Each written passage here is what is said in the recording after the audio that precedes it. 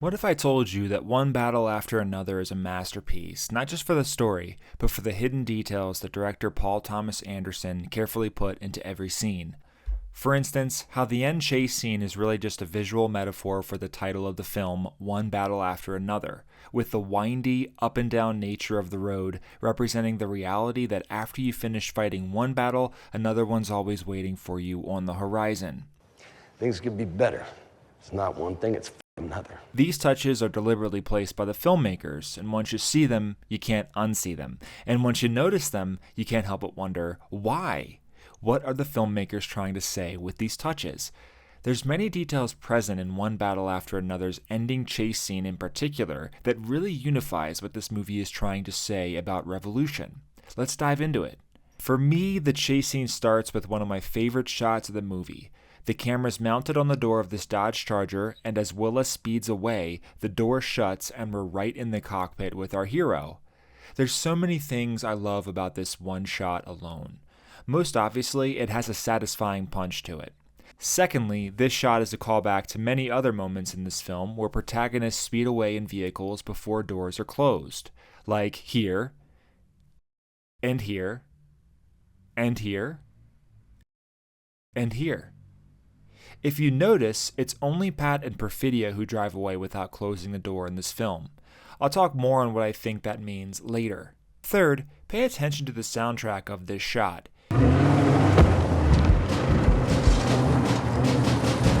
So it's dead silent, then we hear the roar of the engine, then when the door closes with a thud, a drum line starts playing that's centered around a deep, booming bass drum. It's the first time we hear music like this in the entire movie. This, for me, feels like Willa getting her own theme song. This drum line represents her contribution to the music of the rebellion. The first idea that came to mind when I heard this music was that they sound like battle drums. What do you think? Let me know in the comments. It's here I want to dive into the music of this movie for a second. I'm not a musician, but there's a couple musical ideas that even my untrained ears picked up on.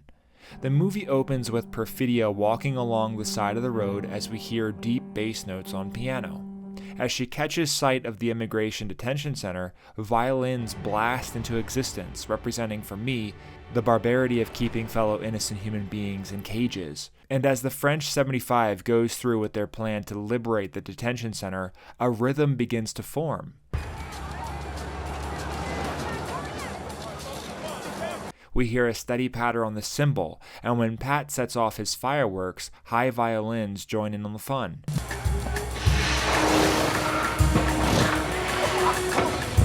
The French 75 is here, and they're grooving. This musical pattern continues over the next 6 minutes or so as we see the French 75 pull off various jobs successfully until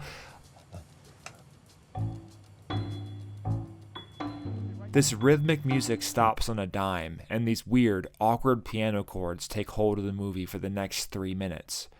For me, it's hard not to associate this sound with a few things. One, Lockjaw, of course.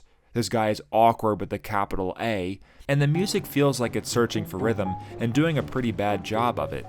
Second, it represents, for me, the beginning of the unraveling of the French 75. It's here that everything goes downhill for them. We hear a musical pattern similar to this later in the movie from about the 1 hour and 5 minute mark to the 1 hour and 30 minute mark. We hear a piano, and only a piano, for about 25 minutes as it hits the same notes over and over again and finds little pockets of note combinations within this repeating structure. It feels awkward, right? Almost like we're hearing someone who used to play piano years ago fumble around trying to find their rhythm again. This music starts when Ghetto Pat emerges from this tree stump and then spends the next 25 minutes fumbling around, trying to remember passcodes, his courage, and who he really is. This sparse, awkward piano seems to be representing our boy Rocket Man here, as he tries to find the rhythm of rebellion once again. I'm not the only one who thinks this. Amy Nicholson of the Los Angeles Times commented that Johnny Greenwood's marvelously uneasy score of pounding piano, sounding at once improvised and insistent, hammers away as if trying to remember its own tune. Another musical idea I love is the guitar that plays as Lockjaw plans his operation to apprehend Willa and Pat. It has a rhythm to it, but it feels flat, soulless, and not to mention, there's a twangy chord we keep hearing that seems out of place in this melody. To believe Chicken Licken is a front for a large-scale heroin distribution operation within the AO. It could be representing a soulless, out of tune, or out of touch with humanity nature to Lockjaw and company. I'm sure many folks watching this are way more musically inclined than me, so feel free to fill in the gaps of my analysis in the comments. One other thing I noticed is the repetition of certain notes in the music, whether it's just a single note played over and over again, like this, Bring up the hoolie. or whether it's a combination of notes played over and over again, like this. Guess this is the end of the line, huh? Not for you. In a movie that's called One Battle After Another, where repetition and repeating cycles of conflict are implied in the name, using repeating notes over and over again in the soundtrack seems like an intentional and brilliant choice. It's not just with the music that One Battle After Another expresses this repeating cycle of conflict, but in the final chase sequence itself. After we get in the cockpit with Willa, we get this beautiful low shot of the asphalt as she tries to escape. It feels like a roller coaster. We go up over the hill, then down into the foot of the hill. A few seconds later, we go up the hill again, then back down again, and we see more hills awaiting on the horizon in frame. This visual idea is represented over and over and over again in this chase sequence, and it's impossible to think that the masterful Paul Thomas Anderson didn't do this for a reason. As soon as you win one battle, another one awaits you on the horizon. One battle after another. Earlier in the movie, when we're first introduced to Willa, she does a shadow boxing routine with Sensei Sergio. Remember what he tells her? You're not breathing. Just do it again. Taking a breath, our bodies naturally move upwards, and expelling that air brings us back down. Sensei Sergio is a great character, and it's fun watching him coach Ghetto Pat into a warrior once again. Listen. Breathe. All right. Ocean waves. Ocean waves. Let's go. Ocean waves, kind of like the up and down pattern of the road at the end of the movie. These hills at the end of the movie are significant, but it's not the first time we've heard mention of hills in this movie. My name is Perfidia Beverly Hills, and this is a declaration of war. Green Acres, Beverly Hillbillies, and Hooterville Junction. I also really like how cinematographer Michael Bauman uses wide shots to showcase hills and mountains in the background, like this shot of the border wall climbing up a hill at the start of the movie, or this mountain behind Perfidia and Pat as they knock out power to the nearby grid, or this shot of Lockjaw and company driving down the interstate to capture Willa and Pat, or the fact that the nunnery Willa hides at is mentioned to be in the nearby hills. It's in these hills. Sisters of the Brave Beaver. Another way this ending chase scene ties into the message of the movie is through the lens of time and legacy. In the first act, Perfidia's mom tells Pat that Perfidia comes from a long line of revolutionaries and that she's a runner and he's a stump. She's a runner, and you a stump.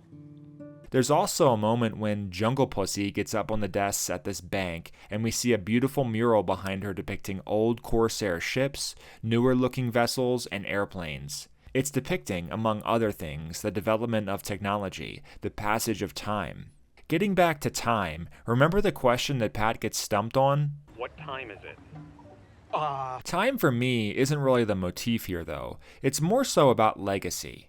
When Deandra brings Willa to this nunnery in the hills, the head nun comes over and tells her, The daughter of a rat is a baby rat. Lockjaw echoes similar sentiments to Willa. Like you have it in you. I smelled it from within her, and I can smell it from within you. Not to mention we get this shot of Willa shooting this machine gun that's a visual copy of Perfidia doing the same thing earlier in the film. And now I get to pay off all my talk about Perfidia and Pat getting into cars and speeding away without the doors closed. Willa does the same thing at the end of the movie. Like father and mother, like daughter. Another weird detail I noticed is this image of a circular repeating pattern on the ceiling of Pat's room, framed looking up through the tunnel opening. There is basically an exact replica of this design on the curtains in Sergio's room. I mean, just look at that. Could this subtle detail tie into legacy and the repeating patterns or battles we continuously fight over and over again across generations? Maybe, or maybe it's nothing. Real quick, consider subscribing to my Substack.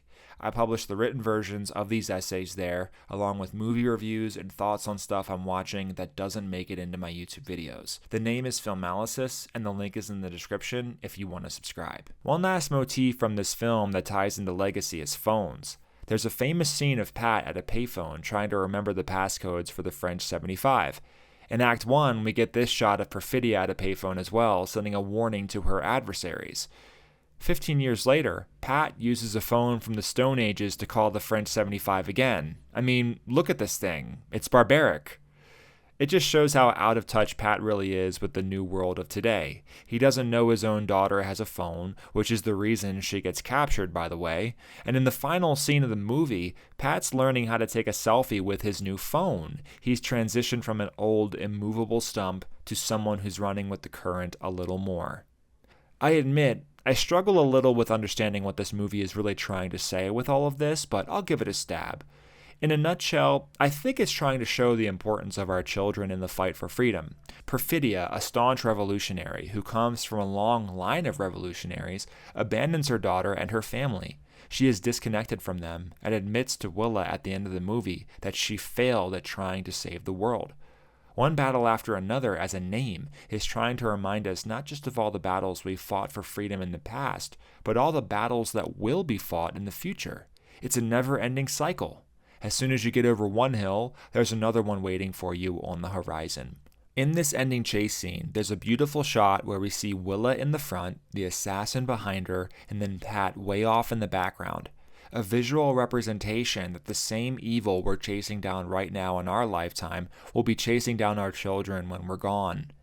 Speaking of chasing, there's a surprising amount of cat references in this movie too. My name is Jungle Pussy. Apparently, Perfidia's crew is called Josie and the Pussycats. No contact ever with anyone from Josie and the Pussycats. Willa's name in her friend's phone is under Hello Kitty. What's the number? It's under Hello Kitty. And remember the question Talleyrand gives to Pat to confirm his identity? What's my favorite kind of pussy? Mexican hairless. That's a lot of pussy talk for one movie, but wait, we haven't even gotten to the visual references yet. There's a bunch of paintings in this movie featuring jungle cats as well, like this painting of a tiger in a tree behind Pat as he hides out in Sergio's home, or this image of a jaguar on the wall behind Sergio here in that same scene. At Perfidia's mother's house, there's this painting on the wall of two Black Panthers staring at each other. And in the scene inside the Christmas Adventurers Club hideout, there's a mural on the wall of a pheasant in flight, and in the bottom left-hand corner, a leopard waits in the tall grass. We don't see it until the very end when the assassin leaves. And finally, Sergio must be a huge fan of Puma because he wears this brand throughout the entire movie. I really do think this was intentional, and I also think there's a very obvious meaning behind it. When Sergio rescues Pat, the song Ready or Not, Here I Come plays in the background. This makes you think of hide and seek. It's what Pat and Willa are doing the whole movie. They're hiding in Backton Cross. It's also what Perfidia ends up doing as she leaves witness protection and goes into hiding herself. It also insinuates chasing, right? Like a jungle cat hunting its prey. We see Willa running away from Lockjaw a few times in this movie, who chases after her like a madman. It's kind of what's happening in the entire movie. It's a battle between two sides where one's trying to catch the other. That's another reason I love this ending car chase scene. It's literally a chase scene. It's a cat and mouse game played out in the film's epic finale. I'm not the only person to notice this cat motif. Movie critic Brian Tallarico of RogerEbert.com wrote, "For a long stretch in the middle of the film, as Bob and Sergio evade Lockjaw's team, it sounds like a single piano key being struck, with the occasional flurry of what could be a cat running along the ivories." Was this an intentional choice by the filmmakers? Who knows, but it shows up enough to warrant a mention. Let me draw your attention back to this Black Panther painting in Perfidia's mom's house. I love the confrontational way this painting is framed, with two cats staring at each other from the side. This is a framing technique that's repeated countless times in one battle after another. At the very start of the movie, Perfidia walks down the road, back turned to us, towards the horizon. Then we get a fade transition to Pat, who's walking down the road towards the camera, not away from it like Perfidia. For a few seconds, we see them moving towards one another visually in frame. This confrontational framing is repeated in this shot of them in bed with Willa. Later, we see Perfidia running down the road and she moves from left to right in frame. Then we cut to Leo, who's facing her visually in frame. Earlier, Perfidia's mom says that it won't work between her and Pat because she's a runner and he's a stump. So they represent two different kinds of people here. This difference in character is the reason the family breaks in the first place. Also, in the first act, it really does seem like Perfidia moves from left to right in a lot of scenes, while Pat moves or faces right to left. It doesn't always happen this way, but it happens enough to warrant a mention. There's a ton more examples of this confrontational framing, like this shot of the head nun and Willa meeting face to face, or this shot of Willa and Lockjaw meeting face to face, or this wide shot of Lockjaw meeting with Avanti in the desert, or this scene where protesters stand off against police in the streets of Backton Cross. This obviously makes things visually feel like a battlefield, where two sides face each other and go to war. There's also a ton of other hidden warrior and battle references in this movie. A few that I saw include Pat watching the movie The Battle of Algiers, which is about rebels fighting the French government in North Africa. Later, by the way, Algiers is listed as one of the possible locations for Perfidia by the Christmas Adventurers Club. Agency sightings ever in Cuba or Algiers, depending on the report. Then there's this comment by Colonel Danvers, who tells Deandra she fumbled the ball on the 90-yard line, talking about the capture of Willa. But then you fumble her on the 90-yard line at some stank-ass nunnery. Football is a great metaphor for this movie since it's just two teams literally facing off against one another the whole game. This football metaphor ties into Sergio telling Pat about getting back on defense. You win some and you lose some, Bob. Yeah. Bob. Get back on defense. And playing offense. Let's play offense. Speaking of Sergio, his gym is called Sergio San Carlos Ninja Academy. Ninja, like the deadly Japanese warriors who hid in the shadows and pounced on their prey.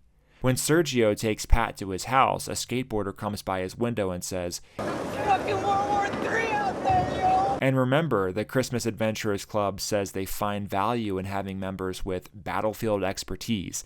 We found their tactical battlefield expertise to be quite useful. Lockjaw himself calls Perfidia a righteous warrior in the car with Willa, too. She was a warrior, a righteous warrior of freedom. This confrontational framing really works with all the road and car imagery of one battle after another. If you think of a road, there's two sides to it where cars go in opposite directions. When viewed from the side, there's visual confrontation as cars speed past one another, going in different directions. Look, I don't know whether this was really intentional by Paul Thomas Anderson, but he wrote the finale of the movie as a car chase scene for a reason. This movie is full of scenes in cars and on roads. Perfidia gets captured while running down the road. The first shot of the movie is her walking down the road. Willa is picked up by Deandra in a big van. The standoff that happens in the second act happens on a street. I could sit here for 5 minutes listing all the car scenes in this movie. There's one last clever motif I wanted to touch on, which is trees. So as we've said, Perfidia's mom says Perfidia is a runner and Pat's a stump. I didn't think much of this until the scene where Pat escapes through a tunnel in his house. Where does he come up from? An outhouse in a tree stump. But just take a look at where Pat and Willa are living. Backton Cross is a fictional city designed to be a cross between Redwood Country in California and El Paso, Texas. Pat and Willa literally live in the woods. In the Christmas Adventurers hideout, a door with trees painted on it is the entrance. In the room where they meet, there's a tree with golden leaves behind them. There's a few other times where we see trees in this movie, but one that really stands out to me is when Pat jumps off this roof and he has his fall broken by a tree in an alleyway. Excuse me, what?